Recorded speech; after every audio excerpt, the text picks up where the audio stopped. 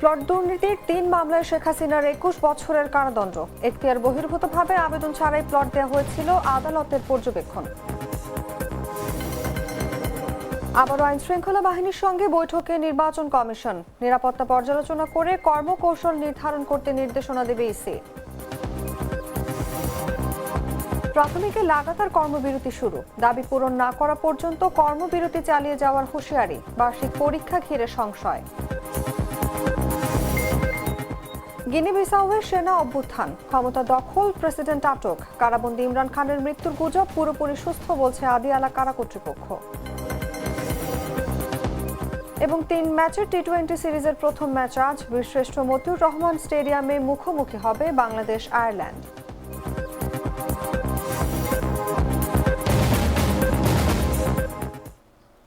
এতক্ষণ শুনছিলেন সংবাদ শিরোনাম। দর্শক আমন্ত্রণ দুপুর ১টা সংবাদে, সঙ্গে আছি আমি অনুভা বিশ্বাস।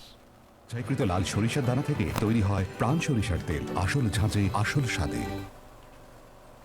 ত্রয়োদশ সংসদ নির্বাচনের তফসিল ঘোষণার আগে নির্বাচনী এলাকার আইন শৃঙ্খলা পরিস্থিতি, ভোট কেন্দ্রের নিরাপত্তায় বাহিনী মোতায়েন পরিকল্পনা চূড়ান্ত করতে আইন শৃঙ্খলা বাহিনীর সঙ্গে আবার বৈঠকে বসেছে নির্বাচন কমিশন।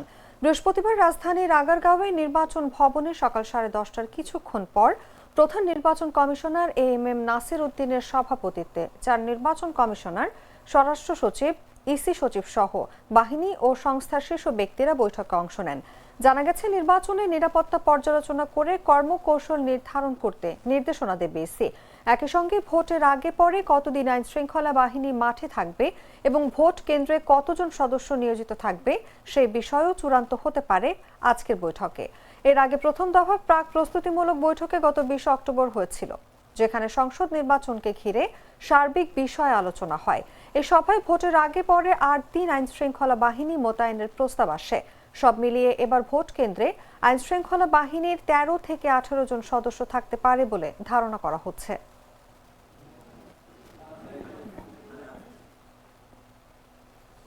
দেশের 8 বিভাগের 158 উপজেলার উপজেলা নির্বাহী কর্মকর্তাকে বদলি করা হয়েছে। সিনিয়র সহকারী সচিব পদমর্যাদার ইউএনওদের বিভিন্ন দপ্তরে বদলি করে বুধবার রাতে জনপ্রশাসন মন্ত্রণালয় থেকে প্রজ্ঞাপন জারি করা হয়েছে। ত্রয়োদশ জাতীয় সংসদ নির্বাচনকে সামনে রেখে নতুন ইউএনও নিয়োগের পরিপ্রেক্ষিতে আগের ইউএনওদের বদলি করা হলো। এর আগে বুধবার দেশের 8 বিভাগের 166 উপজেলায় নতুন ইউএনও নিয়োগ দেওয়া হয়। প্রজ্ঞাপনে বলা হয়, বদলি করা ইউএনওরা আগামী 30 নভেম্বরের মধ্যে বর্তমান কর্মস্থল হতে অবমুক্ত হয়ে বদলি করা কর্মস্থলে যোগদান করবেন। অন্যথায় তিনি আগামী 30 নভেম্বর বিকেলে বর্তমান কর্মস্থল থেকে তাৎক্ষণিক অবমুক্ত বলে গণ্য হবেন। বদলিকৃত কর্মকর্তার দপ্তর কর্মস্থল এরই মধ্যে পরিবর্তন হলে কর্মরত দপ্তরের নাম ঠিকানা উল্লেখ করে তিনি যোগদান পত্র দাখিল করবেন বলেও প্রজ্ঞাপনে জানানো হয়েছে।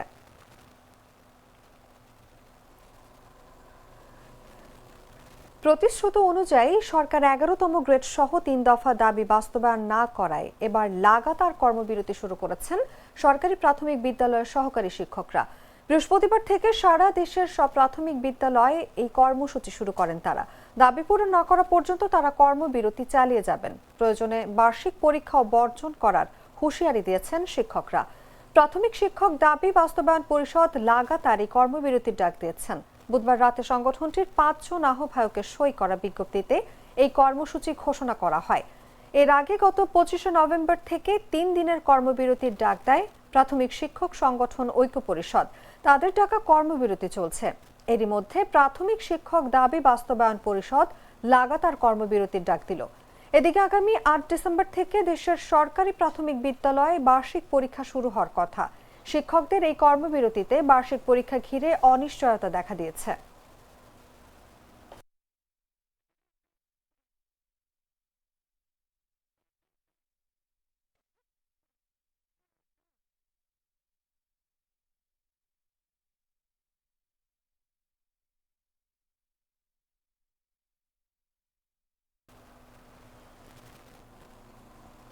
ক্ষমতার অপব্যবহার করে রাজধানীর পূর্বাঞ্চলে নতুন শহর প্রকল্পে 10 কাঠা সরকারি জমি বরাদ্দ নেওয়ার অভিযোগে 3টি মামলায় সাবেক প্রধানমন্ত্রী শেখ হাসিনার 7 বছর করে মোট 21 বছরের কারাদণ্ড দিয়েছেন আদালত।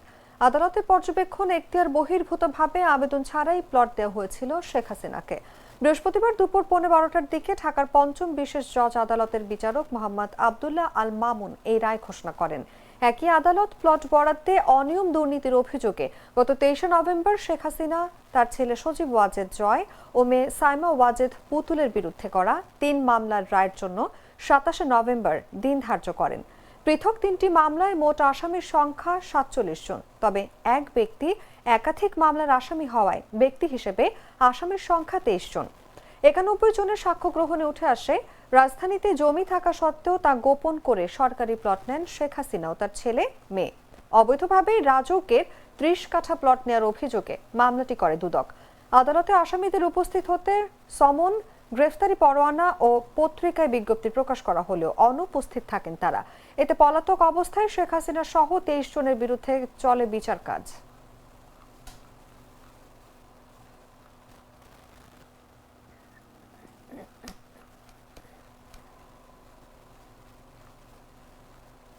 ডান কফি ক্যান্টিন, কররা কফি, কঠিন স্বাদে, হাইকে বলো বাই। ভৌগোলিক অবস্থানের কারণে বাংলাদেশ বড় ধরনের ভূমিকম্পের ঝুঁকিতে রয়েছে। মধুপুর ফল্টকে ঘিরেও বাড়ছে উদ্বেগ। এই প্লেটের কারণে টাঙ্গাইল সহ সারা দেশে উচ্চ মাত্রায় ভূমিকম্পের আশঙ্কা করছেন বিশেষজ্ঞরা। তাদের মতে মধুপুর ফল্টে 6 থেকে 6.5 মাত্রার ভূমিকম্প হলে টাঙ্গাইল, ময়মনসিংহ, গাজীপুর ও ঢাকার প্রায় 1 কোটি মানুষের মৃত্যু হওয়ার আশঙ্কা রয়েছে। তবে মধুপুরের স্থানীয়দের দাবি, ভূমিকম্পের বিষয়ে এখন পর্যন্ত কোনো সচেতনতা কার্যক্রম করা হয়নি। আব্দুল্লাহ আল নোমানের পাঠানো তথ্যচিত্রে বিস্তারিত জাগো ডেস্ক রিপোর্টে। দেশে বেশ কয়েকবার ভূমিকম্পনের পর আবারও আলোচনায় উঠে এসেছে মধুপুর ফল্টের নাম। এ প্লেটের কারণে টাঙ্গাইল সহ সারা দেশে উচ্চ মাত্রায় ভূমিকম্পের আশঙ্কা করছেন বিশেষজ্ঞরা। আর ভূমিকম্প হলে বহু হতাহতের আশঙ্কা রয়েছে।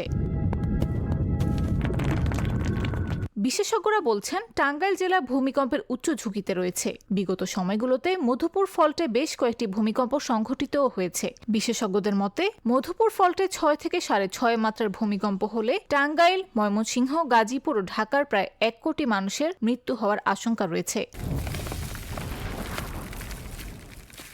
মধুপুর ফল্ট যে কোনো সময় সক্রিয় হতে পারে বলে শঙ্কা প্রকাশ করেন ভূমিকম্পের বিষয়ে মাওলানা ভাসানী বিজ্ঞান ও প্রযুক্তি বিশ্ববিদ্যালয়ের এনভায়রনমেন্ট অ্যান্ড রিসোর্স অ্যান্ড সায়েন্সের অধ্যাপক মীর মোহাম্মদ মোজাম্মেল হক। বলেন, এটি নিয়ন্ত্রণ করার কোনো উপায় নেই। সবাইকে সচেতন থাকার পরামর্শ এই বিশেষজ্ঞের।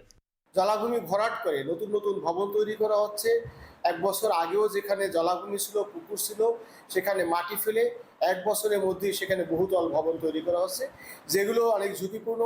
যে কোনো সময় ভূমিকম্প বা যে কোনো দুর্যোগে বড় ধরনের একটা ক্ষয়ক্ষতির সম্ভাবনা সেখানে রয়েছে।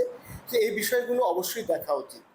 ফায়ার সার্ভিস বলছে, ভূমিকম্পের বিষয়ে তাদের প্রস্তুতি চলছে। ভূমিকম্প পরবর্তী চিকিৎসা সেবা সহ উদ্ধার অভিযানে সহায়তা করার সক্ষমতা অর্জন করেছে। ফায়ার সার্ভিস সবসময় অ্যালার্ট আছি। আমাদের সাজ সরঞ্জাম মনে করেন টাঙ্গাইল জেলার মধ্যে মধুপুর, ভুয়াপুর আর হলো টাঙ্গাইল সদর আর হলো মির্জাপুর, এই 4টা স্টেশনকে আমরা সবসময় একটু গুরুত্ব দিয়ে থাকি। এই 4টা স্টেশনের মোটামুটি সাজ সরঞ্জামও একটু বেশি আছে অন্যান্য স্টেশনের তুলনায়। ভূমিকম্পের আগাম সংকেত তো আমরা কেউ কোনো ডিপার্টমেন্ট কিন্তু দিতে পারি না, আর আমরা বুঝতেও পারি না। যার জন্য আমরা সবটাকেই মানে ওই সমস্ত যেটা চিহ্নিত করা হয়েছে যে রেড জোন, তারপর ইয়েলো জোন, তারপর মানে গ্রিন জোন, টাঙ্গাইলের উত্তরাংশটা রেড জোনে আছে। নিউজ ডেস্ক, জাগো নিউজ।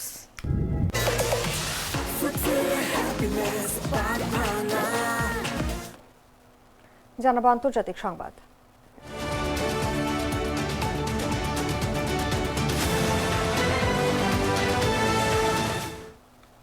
পশ্চিম আফ্রিকার দেশ গিনি বিসাওয়ে একদল সামরিক কর্মকর্তা ক্ষমতা দখলের ঘোষণা দিয়েছেন।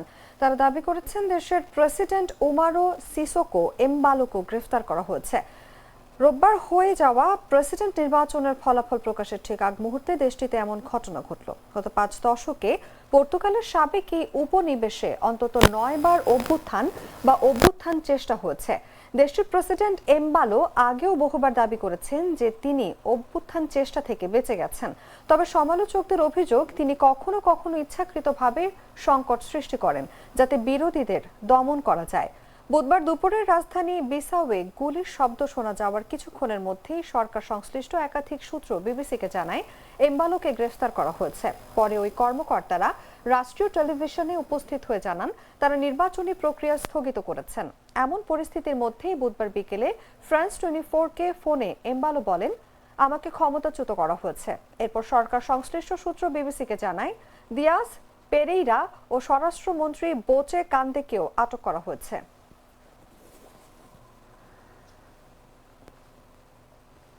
কারাগারে পাকিস্তানের সাবেক প্রধানমন্ত্রী ইমরান খানের মৃত্যু গুজব ছড়িয়ে পড়েছে সামাজিক মাধ্যমে। এরই মধ্যে তার 3 বোন অভিযোগ করেন ভাইয়ের সঙ্গে কারাগারে সাক্ষাতের দাবি জানাতে গিয়ে পুলিশের হাতে নৃশংস মারধরের শিকার হয়েছেন।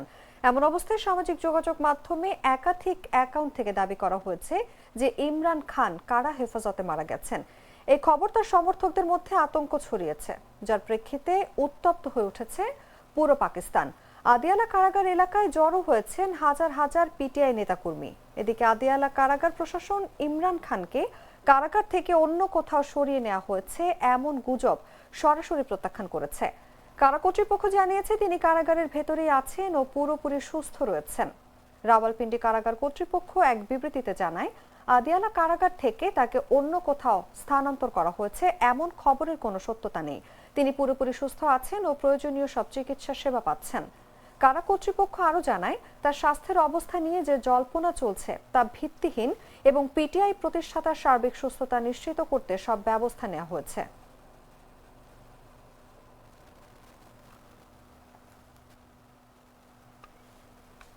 সংবাদ শেষ করব খেলার খবর জানিয়ে।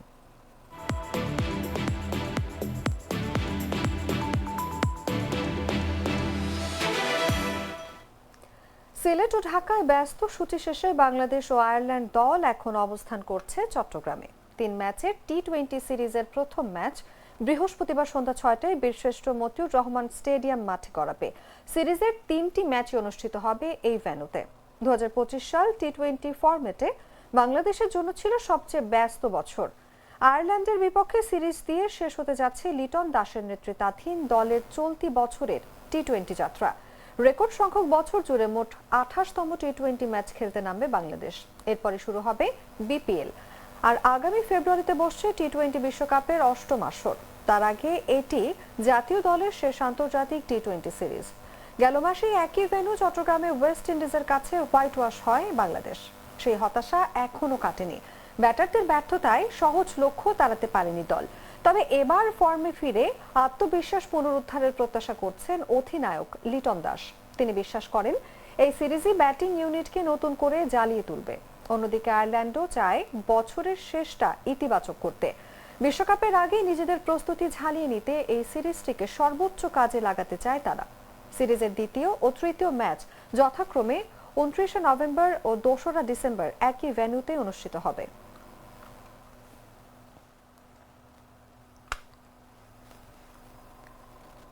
সংবাদ শেষ করার আগে শিরোনামগুলো জানিয়ে দিচ্ছি আরো একবার।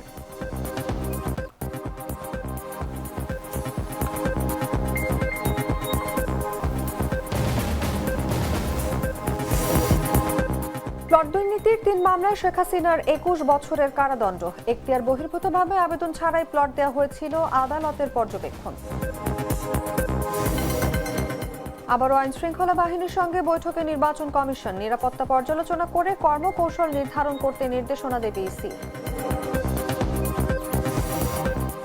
প্রাথমিকে লাগাতার কর্মবিরতি শুরু। দাবি পূরণ না করা পর্যন্ত কর্মবিরতি চালিয়ে যাওয়ার হুঁশিয়ারি। বার্ষিক পরীক্ষা ঘিরে সংশয়।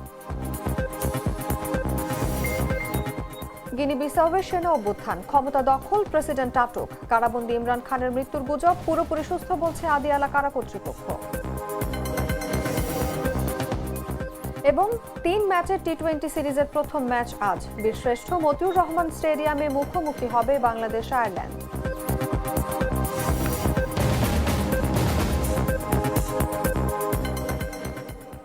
দর্শক, এই ছিল এখনকার মতো। এরপর দেখবেন দুপুর 3টার সংবাদ। প্রতি মুহূর্তে সর্বশেষ খবর জানতে ভিজিট করুন jagonews24.com। ফলো করুন আমাদের ভেরিফাইড ফেসবুক পেজ এবং সাবস্ক্রাইব করুন জাগো নিউজের ইউটিউব চ্যানেল। ধন্যবাদ সবাইকে।